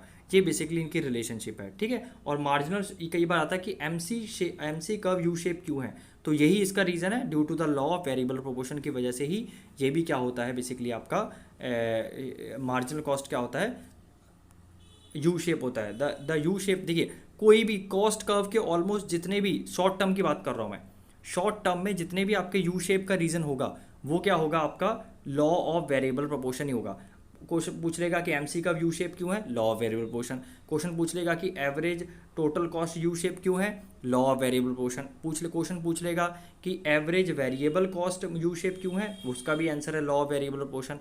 क्वेश्चन पूछ लेगा कि कोई भी क्वेश्चन बेसिकली आपसे जब पूछा जाता है यू शेप का कॉस्ट कर्व में, तो आपका क्या है, आपका लॉ ऑफ वेरिएबल प्रोपोर्शन ही आएगा, लेकिन वो किस में, शॉर्ट टर्म में। अभी लॉन्ग टर्म आगे पढ़ेंगे, उसका रीज़न क्या होता है यू शेप का मैं बता दूंगा। ठीक है, तो आपको ये ध्यान में रखना है, वेरी सिंपल, ये आपको ध्यान में रखना है डायग्राम। ठीक है, तो रिलेशनशिप क्या है, देखिए रिलेशनशिप वेरी सिंपल है, आप सिंपल से लिखेंगे कि जो मार्जिनल कॉस्ट का क्या कर्व कर क्या नीचे से इसे इंटरसेक्ट कर रहा है टोटल वेरिएबल कॉस्ट को और टोटल एवरेज कॉस्ट को। मैं इसे और आगे अच्छे से एक्सप्लेन कर दूंगा। ठीक है, फिलहाल के लिए आप ये ध्यान रखिए। ओके, अगेन देखिए एवरेज कॉस्ट यू शेप क्यों है, अगेन ये यू शेप इसका रीज़न है due to the law of variable proportion. Okay, अब आपको ये ध्यान रखना है, an easy way to remember the relationship. देखिए अब कई बार क्वेश्चन आ जाता है एसी और एमसी का रिलेशनशिप आ जाता है कि भैया एसी और एमसी का रिलेशनशिप बताओ, तो ये बहुत अच्छे तरीके से बता रखा है, बड़े ध्यान से सुनना। इसमें ये है कि जब तक एवरेज कॉस्ट आपका राइज करेगा, जब मार्जिनल कॉस्ट क्या है, बड़ा है, आपका एवरेज कॉस्ट है। देखिए इसका एरो का क्या मतलब है, इसका ये एम क्या है, एम मार्जिनल कॉस्ट है। ठीक है, ये मार्जिनल कॉस्ट है और ये आपका ए क्या है, एवरेज कॉस्ट है। तो जब मार्जिनल कॉस्ट क्या है आपका हाई रहेगा, हाई किससे रहेगा, एवरेज कॉस्ट से रहेगा, तो ये आपका एवरेज कॉस्ट राइज करेगा। ध्यान रखना, मैं अभी आपको डायग्राम से भी समझा देता हूँ। देखिए जब मार्जिनल कॉस्ट ज़्यादा होगा एवरेज कॉस्ट से, तो एवरेज कॉस्ट राइज करेगा। ठीक है, और जब ये दोनों बराबर होंगे, इक्वल होंगे, देखिए इक्वल है तो ये दोनों कांस्टेंट रहेगा इसका ग्राफ। और जब आपका मार्जिनल कॉस्ट कम होगा एवरेज कॉस्ट से, तो ये फॉल करना शुरू कर देगा। देखिए कैसे, मैं आपको डायग्राम से समझा देता हूँ। ये देखिए डायग्राम है, तो यहाँ पे डायग्राम देखिए, ये आपका एवरेज कॉस्ट है, यहाँ एटीसी है। तो ये क्वेश्चन कह रहा है कि जब एसी फॉल करता है, जब एसी फॉल कर रहा है, ठीक है, जब एसी फॉल कर रहा है तो एमसी आपका राइज होगा, या आप कह सकते हो जब आपका जब ये फॉल होगा तो ये बढ़ेगा। ठीक है, और जब ये दोनों बराबर होंगे, जो कांस्टेंट, ये जब मार्जिनल कॉस्ट ये इक्वल कब होंगे, जब ये दोनों कांस्टेंट होंगे। ठीक है, और ये जब आपका बेसिकली जब मार्जिनल कॉस्ट ये राइज करेगा, ये जब बढ़ेगा तो ये आपका फॉल होने लग जाएगा। ठीक है, वेरी सिंपल, मैं फिर से बता रहा हूँ कि जब आपका मार्जिनल कॉस्ट नीचे रहेगा तो ये राइज करेगा, जब ये दोनों बराबर रहेंगे तो दोनों कांस्टेंट रहेंगे तो इक्वल हो जाएंगे, और जब आपका बेसिकली मार्जिनल कॉस्ट ऊपर जाएगा तो ये आपका क्या आ जाएगा, फॉल होने लग जाएगा। बस ये तीन चीज़ आपको ध्यान में रखनी है। ठीक है, तो यहाँ से आप बहुत अच्छे से पढ़ सकते हैं कि जब मार्जिनल कॉस्ट ऊपर है, देखिए मार्जिनल कॉस्ट जब ऊपर है तो एवरेज कॉस्ट राइज करेगा। देखिए यहाँ पे ध्यान रखिए कि जब एवरेज कॉस्ट आपका मार्जिनल कॉस्ट ऊपर है, तो मार्जिनल कॉस्ट आपका ये ऊपर है, देखिए ऊपर है तो ये राइज कर रहा है, देखिए ऊपर बढ़ रहा है ना। जब मार्जिनल कॉस्ट ज़्यादा है एवरेज से, देखिए यहाँ ज़्यादा है तो ये बढ़ रहा है। ठीक है, और जब ये दोनों बराबर हैं तो ये कांस्टेंट है। अच्छा, ये जब नीचे है, मार्जिनल कॉस्ट नीचे है एवरेज से, तो ये नीचे गिर रहा है। ठीक है, यही चीज़ आपको बेसिकली इसमें एक्सप्लेन की गई है। ठीक है, ओके, अब आ जाइए लॉन्ग रन। देखिए ये लॉन्ग रन इतने इंपॉर्टेंट नहीं है, लेकिन इसमें कुछ क्वेश्चंस आ जाते हैं, बता देता हूँ। सबसे पहले लॉन्ग रन क्या आपको पता है, इसमें कोई भी वेरिएबल फैक्टर, इसमें सॉरी कोई भी फिक्स्ड फैक्टर नहीं होता, सारे वेरिएबल फैक्टर होते हैं और इसे एल से शो किया जाता है। L A C, L M C, जो भी है एल आगे एल होगा। ठीक है, मतलब लॉन्ग रन एवरेज कॉस्ट, ये भी यू शेप होता है। और ये यू शेप क्यों होता है, ये ध्यान रखना, लॉ ऑफ वेरिएबल प्रोपोर्शन की वजह से नहीं होता, ये होता है आपका इसके रीजन की वजह से, economics of scale and dish economics of scale. So आप लिखोगे while the U shape of the short term average cost curve is explained in the terms of law of variable proportion, the U shape of the long average curve is explain. देखिए ये reason है इसका। ठीक है, यहाँ पे मतलब long run average curve U shape क्यों होता है? Due to the economies of and diseconomies of scale. ठीक है, ये रीज़न होता है long run average cost curve U shape क्यों होता है, ये भी यू शेप होता है। इसका रीज़न है economics and dish economics of scale. आप इतना ध्यान रखिएगा, ये बहुत इंपॉर्टेंट है। ये इसका डायग्राम होता है। ठीक है, बाकी इतना इसको इतना इंपॉर्टेंट पढ़ने के लिए इंपॉर्टेंट नहीं। देखो इंटरनल इकोनॉमिक्स क्या होता है? इंटरनल इकोनॉमिक्स होता है कि जो भी बिजनेस चल रहा है उसके अंदर की जो क्या क्या फैक्टर्स हैं जो बिजनेस को बढ़ाते हैं। तो एक तो होता है टेक्निकल, अगर अच्छा टेक्निकल है, अच्छी मैनेजमेंट है उसमें, ठीक है, तो ये सारी चीज़ें कहती है कि वेरी सिंपल है, कोई भी बिजनेस को लॉन्ग टर्म पे अगर आपको इम्पैक्ट डालना है, उसे इंक्रीज करना है, तो डिपेंड करेगा उसकी इंटरनल इकोनॉमिक्स कैसी है। इंटरनल इकोनॉमिक्स मतलब अंदर का मैनेजमेंट। अंदर का मैनेजमेंट में क्या क्या चीज़ें आती हैं, उनकी अगर अच्छी टेक्नोलॉजी है तो ऊपर जाएगा, अच्छी मैनेजमेंट है तो ऊपर जाएगा, सिंपल सी बात है। अगर मार्केटिंग अच्छी है तो ऊपर जाएगा, मार्केटिंग इकोनॉमिक्स है उनकी। अगर फिनेंशियल इकोनॉमिक्स, अच्छा फिनेंस है उनका, अच्छी मतलब क्रेडिट वर्दीनेस है, अच्छे बैंक्स है, सिक्योरिटी, तो ऊपर जाएगा। अगर ट्रांसपोर्ट अच्छी है उनकी, रिसर्च एंड डेवलपमेंट अच्छी, तो वेरी सिंपल है। अच्छा, डिस इकोनॉमिक्स क्या होता है? मतलब जब बिजनेस नीचे जाएगा। इकोनॉमिक्स मतलब बिजनेस जब ऊपर जाएगा, और डिस इकोनॉमिक्स मतलब जब बिजनेस नीचे जाएगा। ठीक है, तो इंटरनल डिस इकोनॉमिक्स में क्या होता है बेसिकली आपका? वेरी सिंपल है कि आपका क्या है, वही वही पॉइंट्स हैं, बस मैनेज इसमें डिस लगा देना आप। मैनेजरियल, अगर मैनेजमेंट अच्छा नहीं है तो फिर डिक्रीज हो जाएगा, सिंपल सी बात है। टेक्निकल अच्छा नहीं तो डिक्रीज हो जाएगा, वही सब चीज़ें हैं। एक होता है एक्सटर्नल इकोनॉमिक्स, मतलब बाहर के फैक्टर भी इंपॉर्टेंट होता है। एक तो अंदर का फैक्टर, एक बाहर का फैक्टर बहुत इंपॉर्टेंट होता है। अब बाहर के फैक्टर क्या क्या हैं कि कैसे आपको इनपुट्स मिल रहे हैं, अगर चीप मिल रहे हैं, कैसी इंफॉर्मेशन है आपकी कांस्टेंट, कैसी आपकी ग्रोथ है इंडस्ट्री की, एंसिलरी मतलब जो सपोर्टिंग इंडस्ट्रीज हैं क्या वो अच्छा ग्रो कर रही हैं। मान लीजिए आपकी ये इंडस्ट्रीज है, इसको ये सब बहुत सारी इंडस्ट्री जो है सपोर्ट कर रही हैं। अगर यही इंडस्ट्रीज अच्छे से नहीं चलेंगी तो ये कैसे चलेगी फिर, है ना। ऐसे ही आपको ध्यान रखना है कि कैसी स्किल्ड लेबर है, क्योंकि स्किल्ड लेबर कंपनी खुद तो प्रोड्यूस कर नहीं सकती, है ना। मशीनें ला सकती है लेकिन लेबर तो बाहर से लेना पड़ेगा। लेबर अच्छा है तो अच्छा जाएगा। ऐसे ही डिस इकोनॉमिक्स होता है। डिस इकोनॉमिक्स भी समझ में आ गया होगा आपको। डिस इकोनॉमिक्स होते हैं जो बाहर के फैक्टर्स हैं जो कि इकोनॉमी को ख़राब कर रहे हैं, मतलब बिजनेस को, उनके बेसिकली बिजनेस समझ लीजिए यहाँ पे, बिजनेस या मैनेजमेंट जो भी, मतलब उनका जो प्रोडक्शन है वो क्या है, वो ख़राब कर रहे हैं। तो अब इंटरनल डिस इकोनॉमिक्स मैंने आपको ऑलरेडी समझा दिया है, बाकी ये आपके सिलेबस में नहीं है। जब भी आउटपुट होता है, ठीक है, यहाँ आप कह सकते हो प्रोडक्शन होता है, इकोनॉमी में हम आउटपुट से डिनोट करते हैं। तो जब भी आउटपुट होता है तो डेफिनेटली उसमें कॉस्ट लगेगा ही लगेगा।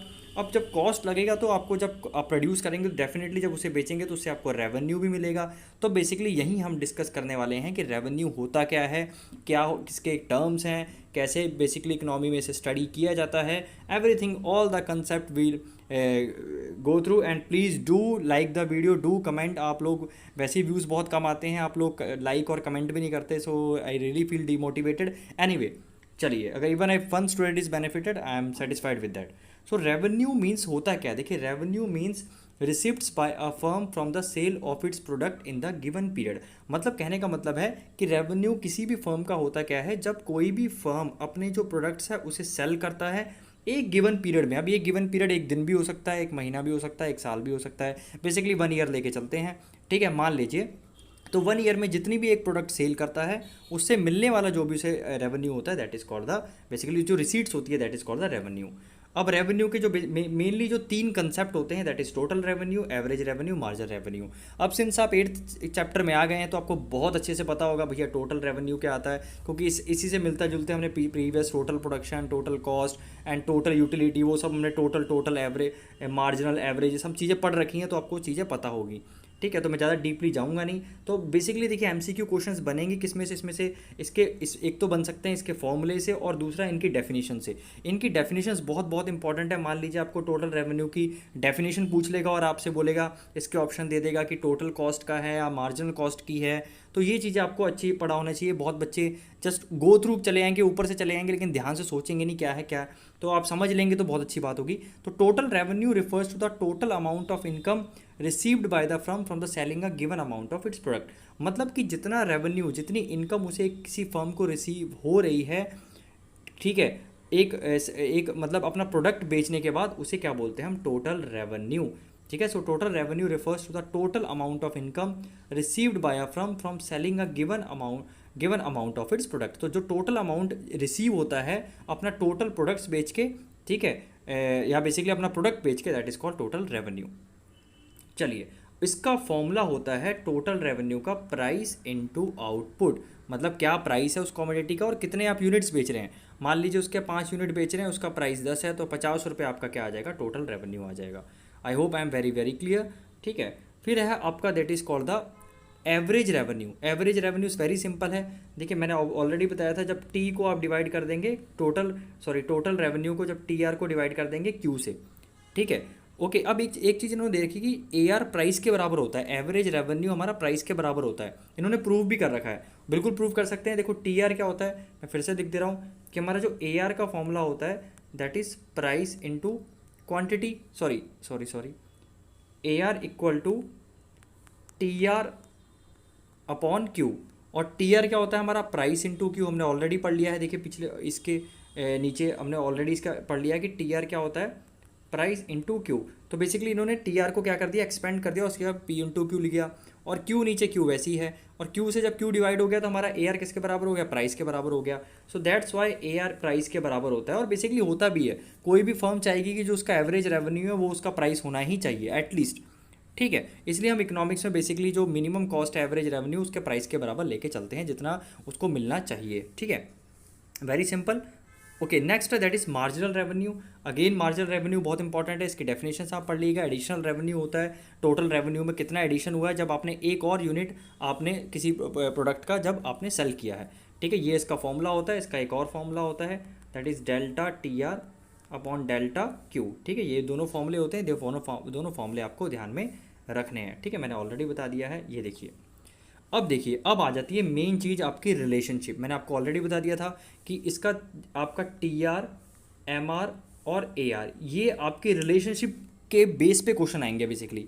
ठीक है, अब देखिए जो रेवेन्यू, जैसे हमारा कॉस्ट होता था, कॉस्ट आपका डिपेंड करता था किस पे, शॉर्ट रन पे और आपका लॉन्ग रन पे। राइट, मेरी बात समझ में आ गई। यहाँ इसमें इकोनॉमिक्स और स्केल और डिस्केल आपने पढ़ा था। इसमें आपने शॉर्ट रन में क्या पढ़ा था, बहुत अच्छे से आपको अभी मैंने प्रीवियस लेक्चर इसका लिया था, पूरा शॉर्ट रन आपको मैंने समझाया कि लॉ ऑफ वेरिएबल पोर्शन की वजह से यू शेप होती है, एम सी ए सी कर्व, जितने भी सब कुछ हमने क्लियर किया था इसमें। राइट, ऐसे ही जो रेवेन्यू होता है वो टाइम पीरियड पे डिपेंड नहीं करता, वो डिपेंड करता है कौन सी फॉर्म ऑफ मार्केट है, मतलब कौन सी फॉर्म ऑफ मार्केट में आप बिजनेस कर रहे हैं। देखिए फॉर्म्स ऑफ मार्केट एक टोटल मैक्रो में एक बिल्कुल नया चैप्टर है। ठीक है, अभी आप फिलहाल के लिए उसे छोड़ दीजिए, मैं आपको पूरा चैप्टर अलग से समझा दूंगा।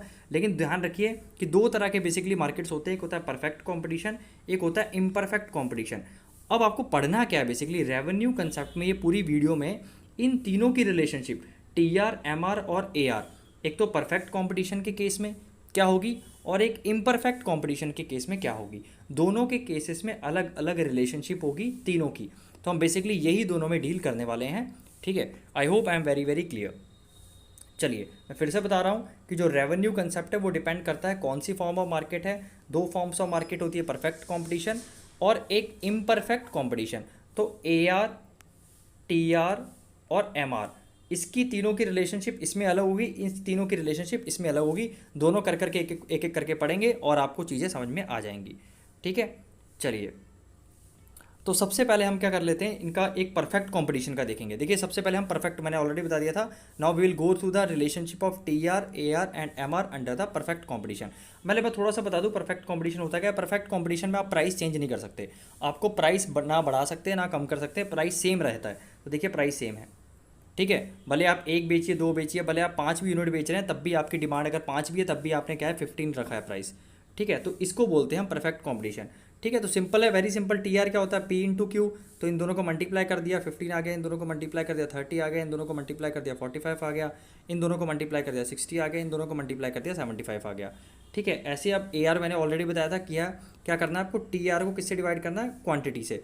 तो 15 डिवाइडेड बाय 1 15, 30 डिवाइड बाय 2 15। तो बेसिकली मैंने ऑलरेडी आपको पहले बता रखा कि परफेक्ट कॉम्पिटिशन के केस में आपका जो ए आर है वो प्राइस के बराबर होगा ही होगा। देखिए आपका है, देखिए यहाँ 15 15 है, 15 15 है। ठीक है, और एम आर आपको ऑलरेडी फॉर्मूला पता ही है। टी आर उसके प्रीवियस में मैं ज़्यादा एक्सप्लेन नहीं करूँगा क्योंकि आपको ऑलरेडी बहुत बार आपने पढ़ लिया है। एम आर क्या होता है, इससे प्रीवियस आप माइनस करते रहिए तो वो भी आपका क्या आएगा, एम आर भी 15 आया। तो बेसिकली परफेक्ट कॉम्पिटिशन में एक चीज़ आपको ध्यान में रखनी है कि आपका ए आर, आपका एम आर और आपका price that is exactly same, तीनों सेम ही होगा। ठीक है, A R, equal to M R equal to price, ठीक है। तीनों चीज़ें इक्वल होती हैं हमारी परफेक्ट कंपटीशन के मार्केट में, ये आपने एग्जांपल से समझ लिया। क्योंकि जिसमें आप प्राइस चेंज नहीं कर सकते उसमें एवरेज रेवेन्यू और आपका जो है मार्जिनल रेवेन्यू भी इक्वल हो जाता है। अब इसकी रिलेशनशिप वेरी सिंपल है, इसका डायग्राम देखिए कैसा बनेगा। इसका डायग्राम आपका पता है, प्राइस यहाँ पे शो होता है तो 15 है प्राइस, तो यही आपका प्राइस है, यही आपका ए आर है, यही आपका क्या है एम आर है, क्योंकि तीनों ही 15-15 है तो बेसिकली यही है। भले इस आउटपुट पे ले लीजिए 1, भले ये आउटपुट 2, 3, 4, 5, आपका ये जो प्राइस है, एवरेज रेवेन्यू, मार्जिनल रेवेन्यू जो भी बोल दीजिए, तीनों हमारे सेम ही रहने वाले हैं, ठीक है। टोटल रेवेन्यू हमारा डेफिनेटली इंक्रीज होगा। देखिए टोटल रेवेन्यू तो इंक्रीज होगा ही होगा।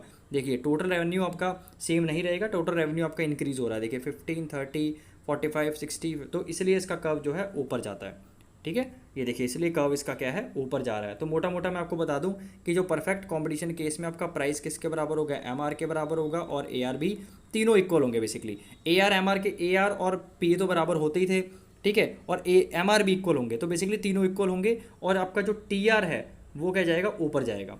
Clear, very simple. चलिए अब पढ़ लेते हैं इम्परफेक्ट में। देखिए इम्परफेक्ट में आपका क्या होता है, बेसिकली आपको एक बात ध्यान रखनी है कि इम्परफेक्ट में आपका क्या होता है कि आपका जो प्राइस है वो रिड्यूस होता है। प्राइस आपको लॉन्ग आप क्या करता है, कम होता रहता है, जैसे 20, 18, 16, 14, 12, 10, 8, ठीक है। मतलब जैसे जैसे इसकी डिमांड, मतलब जैसे जैसे आउटपुट बड़े, आउटपुट इंक्रीज करेंगे हम, वैसे वैसे इसका प्राइस कम होता जाएगा, ठीक है। तो वेरी सिंपल, इसमें ध्यान रखनी है इम्परफेक्ट में इसका प्राइस कम होगा, जैसे जैसे आउटपुट होगी उसमें प्राइस सेम रहेगा। तो वही सिंपल है, इसको मल्टीप्लाई कर दीजिए, इसको मल्टीप्लाई कर, इन दोनों को सबको मल्टीप्लाई कर देंगे, आपका टी आर आ जाएगा और एम आर आपको निकल ही जाएगा, ठीक है। ध्यान रखना प्राइस हमारा ए आर के बराबर होता है, ओके। प्राइस इसमें जो प्राइस और average revenue that will be same, okay. अगर निकालेंगे भी फिर भी सेम आएगा। अच्छा एम आर आपको इससे इसका प्रीवियस माइनस करते रहिए, वो आपका क्या आ जाएगा, एम आर आ जाएगा, ठीक है। वेरी सिंपल, क्लियर, ठीक है। पहले में से सेम है, फिर 36 माइनस 20, फिर 48 माइनस 36, 50, तो ये आपका क्या आ जाएगा, एम आर आ जाएगा। क्लियर। अब इसका देखिए इसका डायग्राम कैसा बनता है, इसका डायग्राम बनता है आपका ऐसा। कई बुक्स में इसका ऐसे भी दे रखा है, मैं आपको बता देता हूँ सिंपल वे में। आप इसको टी आर को ऊपर भी ड्रॉ कर सकते हैं। टी आर का हर समय ऐसा होता है क्योंकि स्टार्टिंग में तो इंक्रीज़ होता है, फिर धीरे धीरे एक मैक्सिमम पोजीशन पहुँच कर फिर टोटल रेवेन्यू फॉल होने लगता है। अब जो टी आर आपका जो एम यू और टी यू का रिलेशन है कुछ कुछ वैसा ही है इसमें, आप ये ध्यान रखिए।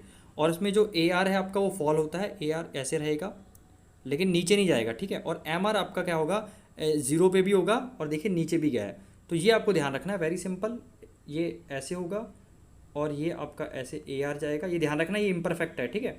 और ये आपका एम आर है, यहाँ एम आर नेगेटिव भी होगा, एम आर जीरो भी होगा, और ए आर हमारा नीचे होगा, फॉल होता रहेगा लेकिन पॉजिटिव रहेगा। और टी आर क्या होगा, पहले राइज करेगा फिर एक हाईएस्ट पोजीशन पे पहुंचेगा और वहाँ पे फिर क्या है, फॉल जीरो होगा। और जहाँ पे हाई पोजीशन पे होगा, मैक्सिमम पोजीशन पे होगा, वहाँ पर एम आर हमारा जीरो होगा, ठीक है। और जब ये फॉल होगा तो एम आर हमारा नेगेटिव हो जाएगा, और इस बीच में एम आर ए आर जो है हमारा हर समय फॉल होता रहेगा, लेकिन दो it will be remain positive. मैं फिर से बता रहा हूँ, वेरी सिंपल है, वेरी सिंपल। आप ऐसे बनाइएगा, ये टी आर है, ठीक है, ये ए आर है मान लीजिए, ओके, और ये आपका क्या है, एम आर है, ठीक है। तो ये जब मैक्सिमम पोजीशन पे होगा तो ये आपका क्या है, एम आर जीरो होगा। जब ये फॉल हो रहा होगा तो एम आर हमारा नेगेटिव हो जाएगा, और जब ये इंक्रीज़ करेगा तो हमारा एम आर क्या रहेगा, पॉजिटिव रहेगा। दूसरी बात है, और जब बेसिकली आपका जब टी आर फॉल होगा, टी आर फॉल होगा तो आपका देखो फॉल, तो जब ये फॉल होगा तो ये आपका एम आर नेगेटिव में जाएगा, ठीक है। और ए आर पूरे उसमें प्रोसेस में नीचे ही जाएगा, एवरेज रेवेन्यू नीचे होता रहेगा। क्यों, क्योंकि आपको पता है आपको प्राइस कम करना है, आपका इम्परफेक्ट कंपटीशन, आपको मार्केट में सर्वाइव करना है, तो आपको प्राइस अपना कम करके जैसे जैसा आपका एक्सपेंड होगा आपको प्राइस कम करते रहना है, ठीक है। तो मेरी बात समझ में आ गई। पहले आपका इंक्रीज़ होगा क्योंकि प्राइस आपका हाई है, फिर एक मैक्सिमम प्राइस पे आप उस पहुंचेगी, फिर आपका आउटपुट नीचे, सॉरी, आपका जो टोटल रेवेन्यू वो नीचे आएगा, और जहाँ पे मैक्सिमम है वहाँ मार्जिनल रेवेन्यू हमारा जीरो होगा। जहाँ ये फॉल होगा, फॉल होना शुरू हो जाएगा, वहाँ पे मार्जिनल रेवेन्यू नेगेटिव हो जाएगा, और हमारा जो एवरेज रेवेन्यू है वो फॉल होता रहेगा लगातार, लेकिन दो it will remain positive, zero नहीं होगा, ठीक है। जीरो हो गया एवरेज रेवेन्यू तो मतलब ही नहीं रह जाती कोई बात, कोई जीरो तो हो ही नहीं सकता, क्योंकि एवरेज रेवेन्यू हमारा प्राइस होता है, तो प्राइस आप फ्री में थोड़ी दे देंगे किसी को, क्लियर। इसलिए ये जीरो नहीं हो सकता, क्लियर। तो अब मेरी बात समझ में आ गई होगी, वेरी सिंपल है। ये तीन एक बार पॉइंट्स पढ़ लिए ना मैंने, वही जो चीज़ बताई है वही चीज़ एग्जैक्टली सेम चीज़ है, ठीक है, ओके। अब इसके कुछ सिग्निफिकेंस क्या होते हैं, बाकी ये सब मैंने ऑलरेडी एक्सप्लेन कर दिया, आप एक बार पढ़ लेंगे आपको समझ में आ जाएगा। इसके देखो, एक तो होता है डिटर्मिनेशन ऑफ इक्विलिब्रियम, हमारे इकोनॉमी में इक्विलिब्रियम ठीक है। इक्विलिब्रियम पढ़ने के लिए बहुत इंपॉर्टेंट है, क्योंकि हमें पता है प्रोड्यूसर का इक्विलिब्रियम कहाँ होता है, जहाँ पे marginal revenue equal to marginal cost, या फिर आप कह सकते हो total revenue equal to total cost basically. तो आपको मार्जिनल रेवेन्यू इसलिए आपको निकालना ही पड़ेगा, क्योंकि आपको मार्जिनल कॉस्ट हमने ऑलरेडी पढ़ लिया है, तो बेसिकली मार्जिनल रेवेन्यू भी निकालना ही पड़ेगा। तो अगर आपको इक्विलिब्रियम निकालना है प्रोड्यूसर का, तो क्योंकि इसकी कंडीशन ये होती है कि मार्जिनल रेवेन्यू किसके बराबर होना चाहिए, मार्जिनल कॉस्ट के। तो प्रोड्यूसर की जब यही आपकी कंडीशन होती है जिसमें मार्जिनल रेवेन्यू आपको निकालना ही है, तो जब इक्विलिब्रियम निकालना है तो आपको बेसिकली रेवेन्यू निकालना पड़ेगा डेफिनेटली। दूसरा है आपका estimation of profit and losses. Obviously बात है, जब तक आप रेवेन्यू को कैलकुलेट कर नहीं करेंगे, खासकर मार्जिनल रेवेन्यू को कैलकुलेट कर नहीं करेंगे, तब तक आप सिचुएशन में होंगे ही नहीं, बता ही नहीं पाएंगे कि आप मैक्सिमाइज कर रहे हो प्रॉफिट या मिनिमाइज कर रहे हो। ठीक है। Total amount of profit and losses earned bye a producer can be estimated from the difference between the total revenue and the total cost. तो टोटल रेवेन्यू और माइनस टोटल कॉस्ट। ठीक है। तो बेसिकली प्रॉफिट का formula क्या होता है, T R minus T C, जिसे पाई से भी डिनोट करते हैं इकोनॉमिक्स में, T R minus T C. तो प्रॉफिट का फॉर्मूला ऐसे पूछा जा सकता है, what is formula for profit, T R minus T C. Producer का इक्विलिब्रियम कहाँ होता है, जहाँ एम आर हमारा एम सी के बराबर होता है। ये दो पॉइंट्स हैं आपके इंपॉर्टेंट है, ताकि क्या है, ये है सिग्निफिकेंस ऑफ आपके रेवेन्यू कर्व्स के। बाकी ये चीज़ आप कर ही लेंगे, मैंने ऑलरेडी आपको फॉर्मूला समझा दिए हैं। ठीक है। आई होप आपको बहुत अच्छी लगी होगी video. Please to comment, like. Thank you so much. God bless.